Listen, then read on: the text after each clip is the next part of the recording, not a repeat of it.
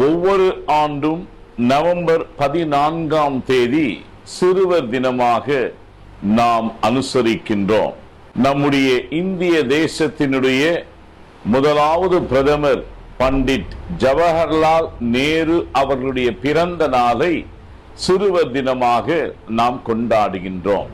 எனவே இந்த நாளிலே அனைத்து சிறு பிள்ளைகளுக்கும் சென்னை பேராயர் என்ற முறையிலும், சென்னை பேராயர் அம்மா சார்பிலும், பேராய அலுவலர்கள் சார்பிலும், வட்டார தலைவர்கள் சார்பிலும், இயக்குநர்கள் சார்பிலும் சிறுவர்களுக்கு என்னுடைய மகிழ்ச்சியான நல்வாழ்த்துக்களை தெரிவிக்கின்றேன்.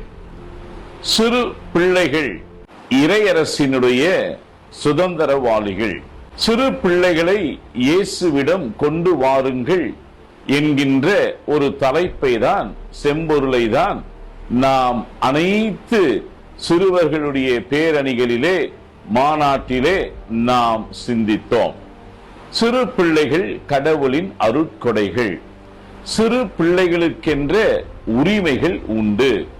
சிறு பிள்ளைகளுக்கும் மனித மாண்பு உண்டு. சிறு பிள்ளைகளை திருச்சபை எவ்வாறு பார்க்கிறது, நடத்துகிறது, சிறு பிள்ளைகளை குடும்பம் எவ்வாறு பார்க்கிறது, நடத்துகிறது என்பது மிக மிக முக்கியமான ஒன்று.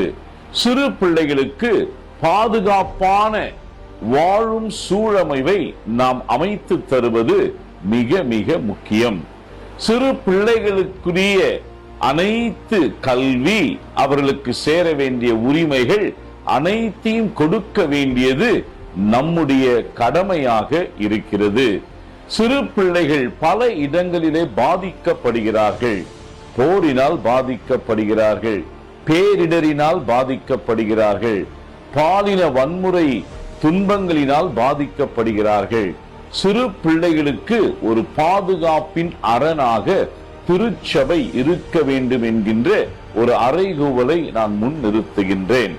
சிறு பிள்ளைகள் புதிய இந்தியாவை உருவாக்கக்கூடிய ஆற்றல் மிக்கவர்கள். சிறு பிள்ளைகள் நாளைய தலைவர்கள்.